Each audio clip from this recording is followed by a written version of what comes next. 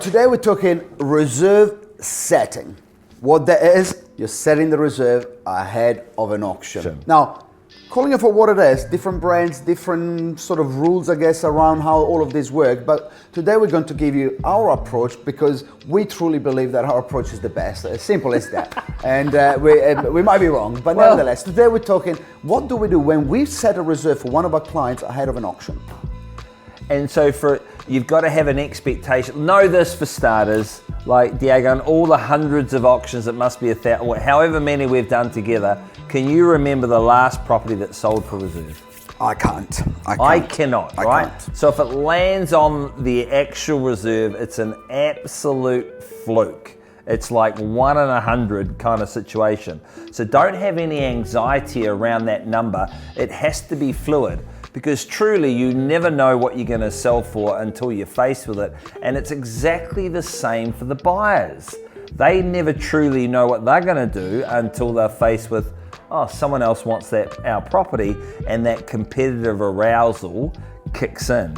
The key to the reserve set or the strategy meeting is to have open, candid conversation with your auctioneer and your agent around where's the interest, where's the feedback, whether it's cash or whether it's conditional, and give your agent and agency permission to go, if there are conditional buyers out there, I want to see them on paper. I want to have that information, so on the day I can weigh up where's the cash, where's the condition, and make an informed decision. The biggest mistakes I see people make, Diego, at reserve set meetings is they set reserves too high, which is okay. You have to be optimistic. And on the day, they put their life on hold for the conditional market that's actually not there. Because anybody can say, oh, I've got interest in the property, but I'd like to put in a conditional offer. No, I'd like to put in a conditional offer if the price is low enough and I can insert all my escape clauses, which frankly are not to the benefit of the seller. So why would you put your life on hold for those types of buyers? So the key with the reserve set or the strategy meeting is you want a strategy around, okay, where's the auctioneer going to open the bidding if no one bids? Where are we going to run the bidding up to? It's very important that you've got to be able to place vendor bids. So if there's that cheeky buyer that wants to give a really low bid, no problem, respectfully. Can you explain for someone that has heard maybe vendor bidding, but they're not fully aware of what vendor bidding means? Because some brands don't have vendor so bidding. Let's right? imagine we have $1 million reserve and we say opening bidder offer and someone on the corner says 300,000, right? Everyone knows it's worth, you probably buy the letterbox, which is a standard auctioneering joke.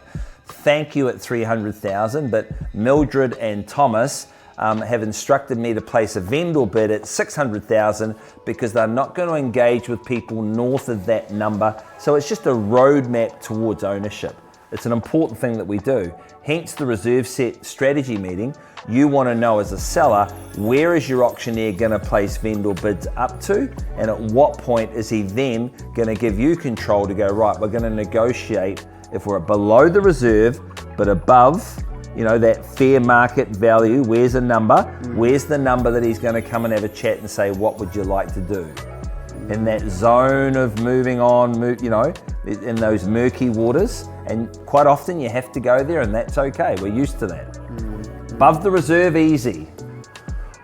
Below market value, easy. Auctioneer places a vendor bid, but you got to engage sometimes in the middle.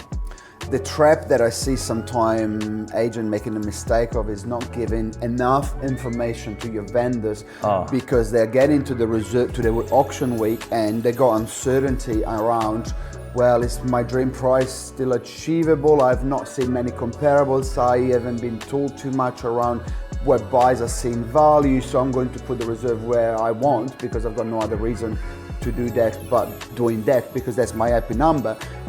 And here's the trap. Your agent needs to give you weekly feedback. You take the buyer's feedback with a pinch of salt. We always say this, but the feedback of what's on the market, what's been priced, what's been selling, what's under contract.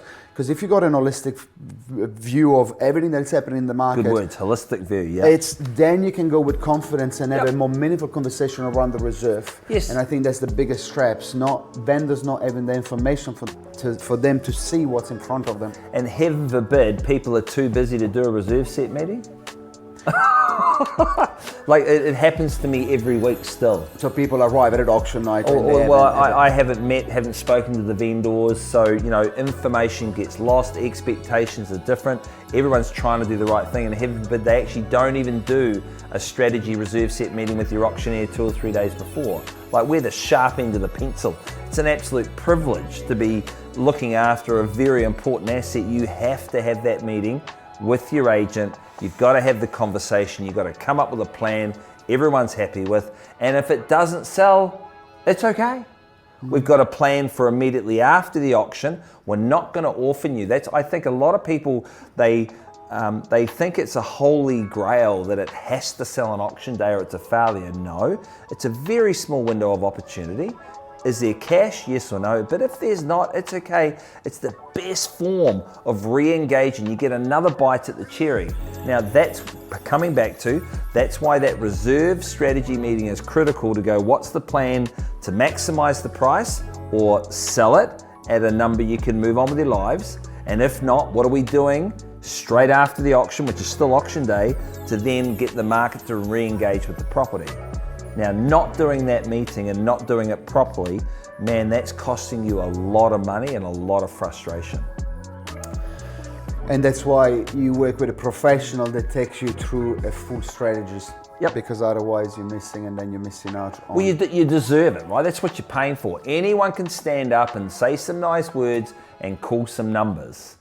Best negotiators, process-driven, and understand what's going to happen on the day, because the only time you want surprises are for Christmases, birthdays, or you're on the market above your reserve and it's just raining down happiness.